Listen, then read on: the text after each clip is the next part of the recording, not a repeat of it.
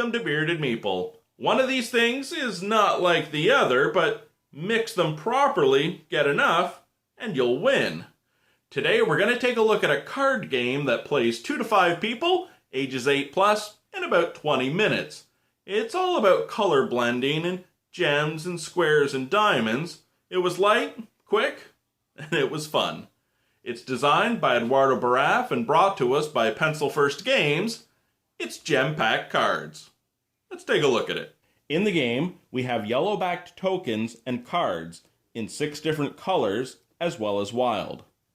On the cards, you'll see squares and diamonds and varying point values. This is for the base game with 2 to 3 people. If you wish to play with 4 or 5, you'll add cards and tokens with the blue back.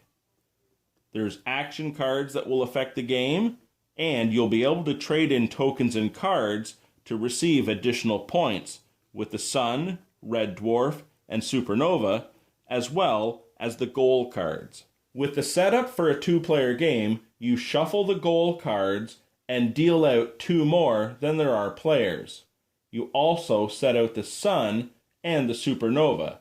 In a 3-player game, you would add the Red Dwarf.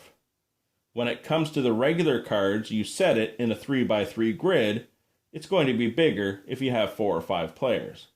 We have our draw deck, and we'd have our discard pile. The tokens, you can place them face down, or simply put them in a bag and draw them blind.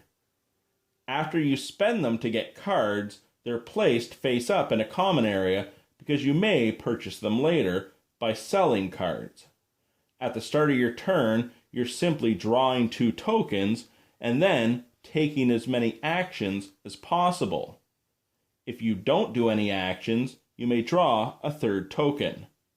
The game is basically color management.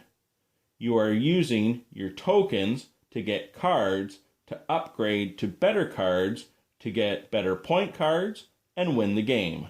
When it comes to buying or selling, 2 green tokens will equal a green square, but yellow and blue make green as well. The same applies when you're upgrading to a diamond.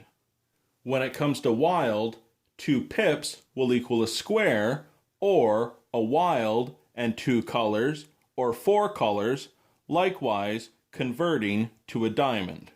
When it comes to the action cards, if Chomet is drawn, players must select a card that is adjacent or diagonal to be removed from the game. And if an asteroid card is drawn, each player will get to select a random pip token based on the number on the card. The other additional points are on a first-come, first-served basis. The first player to hand in the appropriate tokens or cards will get additional points, or by handing in cards or tokens of the matching icons, you'll earn the cards as well.